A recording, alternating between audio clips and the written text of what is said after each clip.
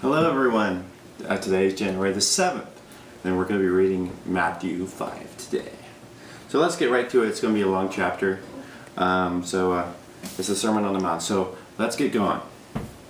Now when he saw the crowds, he went up on a mountainside and sat down. His disciples came to him, and he began to teach them, saying, "Blessed are the poor in spirit, for theirs is the kingdom of heaven. Blessed are those who mourn, for they will be comforted. Blessed are the meek, for they will inherit the earth. Blessed are those who hunger and thirst for righteousness, for they will be filled. Blessed are the merciful, for they will be shown mercy. Blessed are the pure in heart, for they will see God. Blessed are the peacemakers, for they will be called sons of God. Blessed are those who are persecuted because of righteousness, for theirs is the kingdom of heaven. Blessed are you when people insult you, persecute you, and falsely say kinds of evils against you because of me. Rejoice and be glad, because great is your reward in heaven. For in the same way they persecute the prophets who were before you. You are the salt of the earth, but if the salt loses its saltiness, how can it be made salty again? It is no longer good for anything except to be thrown out and trampled by men. You are the light of the world. A city on a hill cannot be hidden. Neither do people light a lamp and put it under a bowl. Instead, they put it on its stand, and it gives light to everyone in the house. In the same way, let your light shine before men, that they may see your good deeds and praise your Father in heaven. Do not think that I have come to abolish the law or the prophets. I have not come to abolish them, but to fulfill them. I tell you the truth, until heaven and earth disappear, not the smallest letter nor the least stroke of pen will by any means disappear from the law until everything is accomplished.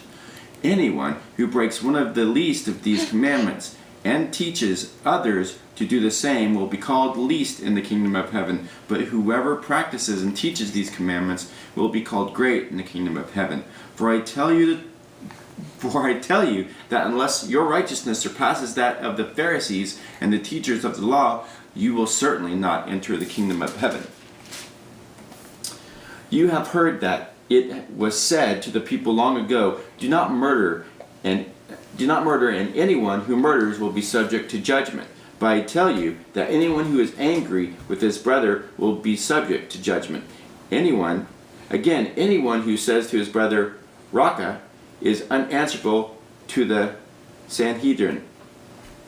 Is answerable to the Sanhedrin. Raka means fool. Raka means fool. Again, for those who are playing at home. But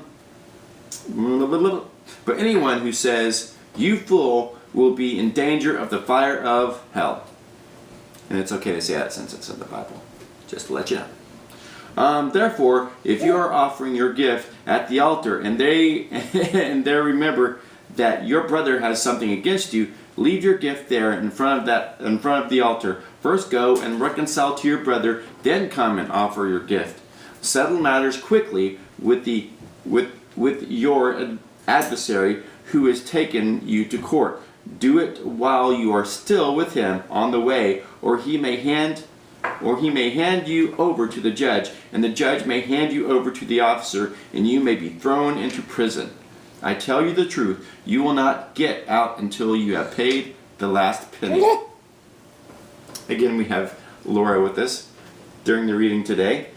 You have heard that it was said, do not commit adultery, but I tell you that anyone who looks at a woman lustfully has already committed adultery with her in his heart. If your right eye causes you to sin, gouge it out and throw it away. It is better for you to lose one part of your body than your whole body to be thrown into hell.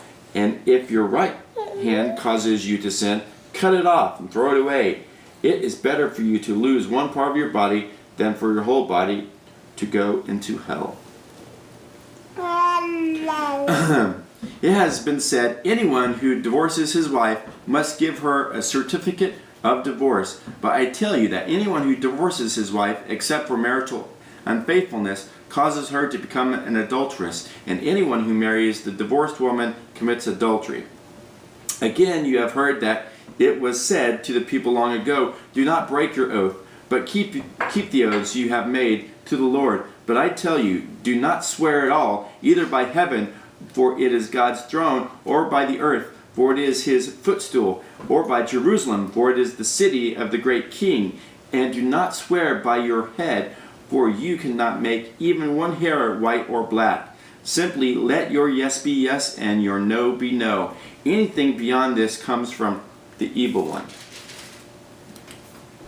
You have heard that it was said, eye for eye and tooth for tooth. But I tell you, do not resist an evil person. If someone strikes you on the right cheek, turn to him the other also. And if someone wants to sue you and take your tunic, let him have your cloak as well. If someone forces you to go 1 mile, go with him 2 miles. Give to the give to the one who asks you, and do not turn away from the one who wants to borrow from you. You have heard it You have heard it that it was said, love your neighbor, but hate your enemy. But I tell you, love your enemies, and pray for those who persecute you, that you may be sons of your Father in heaven.